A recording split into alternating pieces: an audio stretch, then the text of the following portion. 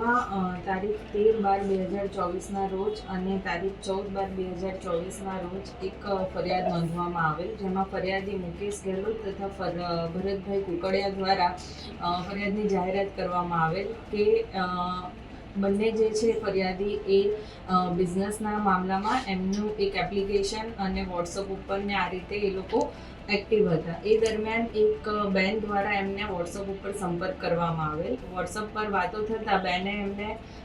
નરોડા ખાતે મળવા બોલાવેલ અને ત્યારબાદ એ લોકો વચ્ચે વાતચીત આગળ વધતા અને મળ્યા. એ દરમિયાન નરોડા ખાતે આવેલ એક મોલમાં ત્યાં જઈ ખરીદી કરેલ અને ત્યાર પછી જ્યારે એ બેન સાથે વાતચીત માટે ઊભા હતા એ દરમિયાન અન્ય 3 આરોપી ક્રેટા ગાડી લઈને આવી અને આ જે ફરિયાદી છે એમને ધમકાવેલ કે તમે મારી પત્ની સાથે શું કરો છો એમ કરી અને ફરિયાદીને ડરાવી ધમકાવીને કે તને હું બળાત્કાર અથવા તો ડ્રગ્સના કેસમાં ફસાવી દઈશ અને જો તારે છૂટવું હોય તો તારે અમને 1 લાખથી 5 લાખ તથા અન્ય એક ફરિયાદી પાસે 25 લાખની માંગણી કરેલ અને બળજબરીથી એમને ડરાવી ધમકાવીને એમની પાસેથી 1 લાખ રોકડા તથા પોતે પહેરેલા દાગીના વીંટી અને સોનાની ચેન એ પણ એમને લઈ લીધેલ હતી. જે બાબતે નરોડા પોલીસ સ્ટેશનમાં અપહરણ તથા બળજબરીથી કઢાવી લેવા અંગે BNS કલમ 140, 308, 115 તથા 296 વગેરે મુજબ ગુનો નોંધવામાં આવેલ અને ત્યારબાદ આ જે ગુના છે એમાં સંડોવાયેલ આરોપી 3 આરોપી છે જે મેલ છે, જે જયરાજસિંહ બોરિયા, વિજય ઉર્ફે ભીખો સગર, મંગુળભાઈ ખાચર તથા જે મેઇન આરોપી છે એ હિનાબેન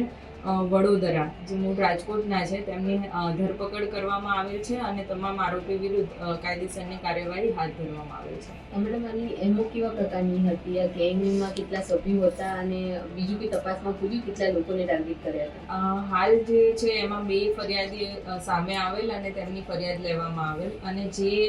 મોડસ ઓપરેન્ડી કહીએ તો સોશિયલ મીડિયા દ્વારા વોટ્સઅપ પર જ આ જે બેન છે એ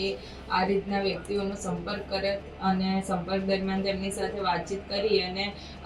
મળવા બોલાવતા અને તે દરમિયાન જે અન્ય 3 આરોપીઓ છે તે ત્યાં આવી જઈ અને આ બેન મારા પત્ની સંતુવનની સાથે શું કરે છે એવી રીતે